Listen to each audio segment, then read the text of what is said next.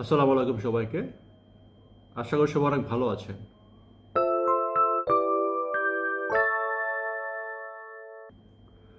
আজকে আমি যে ব্যাপারে নিয়ে আলোচনা করব সেটা আসলে অত্যন্ত গুরুত্বপূর্ণ একটা বিষয়, কারণ আপনারা আমাকে অনেকেই এই ব্যাপারটা প্রশ্ন করে থাকেন।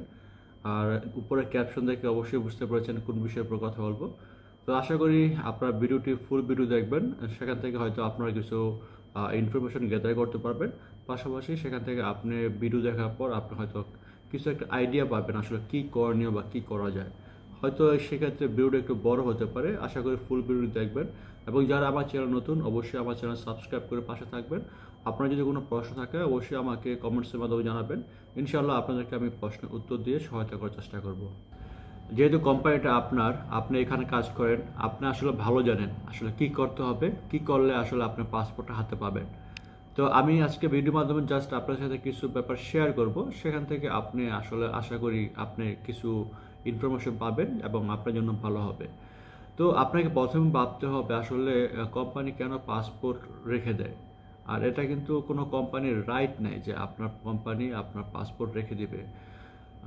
আর পাসপোর্ট রাখে মূলত মিডল ইস্ট যে কান্ট্রিগুলো আছে, মিডল ইস্ট কান্ট্রিগুলোতে, যেমন আপনার সৌদি, কাতার, বাহরাইন, মালয়েশিয়া, তারপর আদার্স যে কান্ট্রিগুলো আছে, ওইসব ওইসব কান্ট্রিতে যদি আপনি যান, বিশেষ করে যদি আপনার কোম্পানির আন্ডারে যান, সেক্ষেত্রে কিন্তু পাসপোর্টও রেখে দেয়।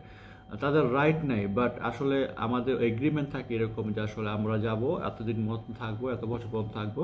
সেক্ষেত্রে এগ্রিমেন্ট অনুযায়ী কিন্তু কোম্পানি আপনার পাসপোর্টও রেখে দেয়। তো কোম্পানি রাখার কয়েকটা কারণ আছে কেন কোম্পানি রাখে। কোম্পানি ফার্স্ট রাখে কারণ হচ্ছে একটা কোম্পানির সেভের ব্যাপার। কোম্পানি যদি আপনার পাসপোর্ট রেখে দেয়, সেক্ষেত্রে আপনার কোম্পানির কাছে আটকা বা দায়বদ্ধতা আছে, আপনার কোম্পানি থাকতে হবে। কারণ আপনার পাসপোর্ট ছাড়া কিন্তু আপনি মূল্যহীন। সেক্ষেত্রে আপনার যদি পাসপোর্ট কোম্পানি রেখে দেয়, সেটা কিন্তু কোম্পানির জন্য ভালো, আপনার জন্য যাই হোক কোম্পানির জন্য ভালো যে আপনি সেখান থেকে অন্য কোথাও মুভ করতে পারবেন না।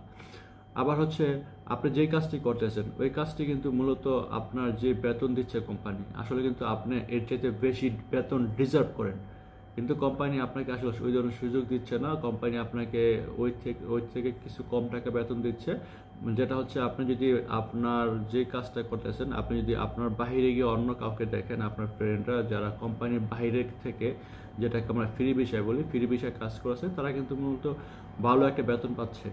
যেহেতু আপনার কোম্পানি আন্ডার আছেন, আপনার কিন্তু সেক্ষেত্রে কিছু করার থাকে না, আপনি কিন্তু কোম্পানি যাই দিতেছে আপনার সেটা আসলে বাদ দিতে বাধ্য। এটাও একটা কারণ। আবার হচ্ছে অনেক কোম্পানি, অনেক যেমন এমপ্লয়ার আছে, যেমন মনে করেন যে আপনারা রোমানিতে আসতে চান, এখন রোমানিতে আসতে চান, আবার আপনার কাছে পাসপোর্ট থাকলে কিন্তু আপনি যে কোনো সময় অ্যাপ্লাই করতে পারেন, যে কোনো সময় আপনি যে কোনো দেশে যেতে পারবেন। তো সেক্ষেত্রে কিন্তু কোম্পানি যদি আপনার পাসপোর্ট রেখে দেয়, আপনি কিন্তু করতে পারতেছেন না। তো অনেকগুলো কারণ আছে আসলে কোম্পানি পাসপোর্ট রাখার, অনেকগুলো কারণ আছে, এগুলো হচ্ছে বেসিক কিছু কারণ। তো আপনার কি করণীয় আসলে, কোম্পানি যদি পাসপোর্ট রেখে দেয় আপনার কি করণীয়। আসলে আপনার তেমন কিছু করণীয় নাই, কারণ হচ্ছে আসলে আপনারা এগ্রিমেন্ট করেই কিন্তু আপনার কোম্পানির সাথে আসছেন যে আপনার এত বছরের জন্য আপনি থাকবেন কোম্পানিতে, এই কাজগুলো করবেন। এগুলো আসলে একটা একটা এগ্রিমেন্টের মধ্যে থাকে ব্যাপারগুলো। যেমন আপনার যদি কমপ্লেন করেন, সেক্ষেত্রে আপনার একটা রাইট থাকতে পারে, আপনি করতে পারেন। আপনি যদি পুলিশ কমপ্লেন করেন যে আপনার কোম্পানি পাসপোর্ট দিচ্ছে না, আপনার সাথে করছে, যেহেতু একটা আপনার হচ্ছে কোনো কেউ আপনার পাসপোর্ট রেখে দিতে পারবে না, এটা কোনো রাইট নেই। কিন্তু আসলে আমরা আসলে বাঙালিরা এরকমভাবে দায়বদ্ধ থাকি, আসলে আমরা কমপ্লেন কার কাছে করব। আপনি একটা এমপ্লয় হয়ে যদি আপনি কোম্পানির নামে কমপ্লেন করেন, সেক্ষেত্রে আমি মনে করি না আপনার ভালো কিছু হবে, উল্টা আপনার জন্য খারাপ কিছু হতে পারে। তো আহ, সেক্ষেত্রে কমপ্লেন না করে একটা জিনিস করতে পারেন, আপনি একটা প্ল্যান করতে পারেন। আপনি কি কারণে পাসপোর্ট নিতে চাইতেছেন কোম্পানি থেকে, কোম্পানির কাছ থেকে কেন পাসপোর্ট নিতে চাইছেন, সে ব্যাপারটা আপনি একটা আপনার জিনিসটা আপনার নিজে আসলে প্ল্যান করতে হবে। যেমন আপনি যদি মনে করেন যে আপনি আদার্স, আপনি ইউরোপ আসতে চান, আপনি যদি মনে করেন এটা, সেটা আপনি পারবেন। আপনি যদি মনে করেন যে আপনি এই কোম্পানি থেকে লারি হয়ে যাবেন বা আপনি এখান থেকে পলা যাবেন, সেটাও আপনি পারবেন। সেই ক্ষেত্রে আপনাকে কী করতে হবে, আপনাকে প্ল্যান করতে হবে, প্ল্যান করে আগাতে হবে। যেমন হচ্ছে অ্যাজ লাইক আপনি যদি আসতে চান আর ইউরোপে আসতে চান, ইউরোপে আসতে কিন্তু আপনার ইউরোপে যদি আপনি আসতে চান, সেক্ষেত্রে কিন্তু আপনার পাসপোর্টটা আসলে মূলত লাগে না। পাসপোর্ট প্রথম অবস্থায় যখন আপনি জমা দিবেন সেক্ষেত্রে পাসপোর্ট লাগে না। আপনার পাসপোর্ট লাগে যখন আপনার অ্যাম্বাসি ফেস করতে যাবেন, তখন আপনার পাসপোর্ট লাগবে। তো আপনি যদি অ্যাপ্লাই করতে চান তখন আপনাকে শুধু পাসপোর্টের ফটোকপি, ভিসার ফটোকপি হলে হবে। আদার্স যে ডকুমেন্টসগুলো আছে সেগুলো আপনি নিজে নিজে পারবেন, সেক্ষেত্রে পাসপোর্টের দরকার নেই। আপনি যদি অ্যাপ্লাই করতে চান সেক্ষেত্রে শুধুমাত্র আপনার পাসপোর্টের ভিসার ফটোকপি, এই দুইটা জিনিস লাগবে। তো আপনার অ্যাম্বাসি যখন ফেস করতে যাবেন তখন আপনাকে পাসপোর্ট নিয়ে অ্যাম্বাসি যেতে হবে। তখন যদি আপনার যদি মনে করেন যে ঠিক আছে আমি ইউরোপের জন্য আমি আসতে চাই, অ্যাপ্লাই করতে চাই, সেক্ষেত্রে আপনার ওই জন্য প্ল্যান করে সামনে আগাতে হবে। যেমন আমি বললাম পাসপোর্টের ফটোকপি, ভিসার ফটোকপি দিয়ে আপনি অ্যাপ্লাই করবেন। তারপর যখন অ্যাম্বাসির সময় আসবে অবশ্যই আপনাকে এজেন্ট আপনাকে জানাবে। সেক্ষেত্রে আপনি অবশ্যই আপনার এজেন্টের সাথে কন্ট্যাক্ট রাখবেন।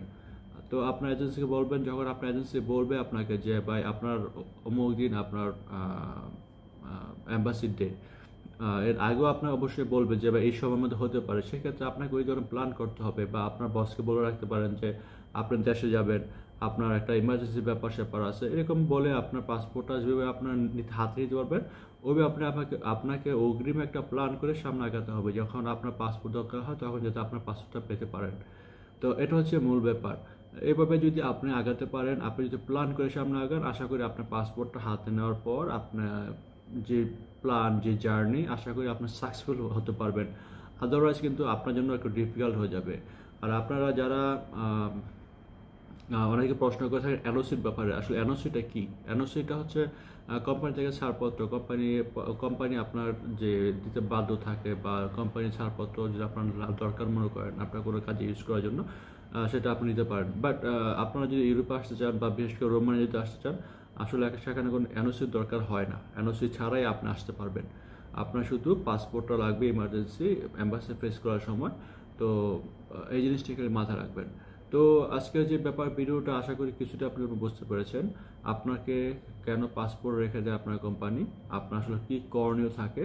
আর আপনি যদি ইউরোপের জন্য অ্যাপ্লাই করতে চান সেক্ষেত্রে অবশ্যই আপনি আপনার এজেন্সির সাথে কথা বলে আপনি প্ল্যান করে সামনে আগাবেন। যখন আপনার অ্যাম্বাসি ডেট আসবে এর আগে আপনার বসকে আপনি বলে রাখবেন যে আপনি দেশে যাবেন বা কী করবেন। সেক্ষেত্রে আপনার মতো করে আপনি আগাবেন, আপনার প্ল্যান করে, যাতে করে আপনার অ্যাম্বাসি ডেট আসার সময় আপনি পাসপোর্টটা হাতে পান। তো এই হচ্ছে আজকের ভিডিও। আশা করি কিছুটা হলেও আমার ভিডিওর মাধ্যমে আপনারা কিছুটা হলেও বুঝতে পেরেছেন আসলে আমি কি বুঝতে চেয়েছি বা আপনাদের প্রশ্নের উত্তর। যদি আপনাদের কিছু জানা থাকে অবশ্যই আমার কমেন্টস করে জানাবেন। আর যারা আমার চ্যানেল নতুন অবশ্যই আমার সাবস্ক্রাইব করে পাশে থাকবেন। আমার জন্য দোয়া করবেন, পাশাপাশি প্রত্যেকটা প্রবাসীর জন্য দোয়া করবেন। আসসালামু আলাইকুম সবাইকে।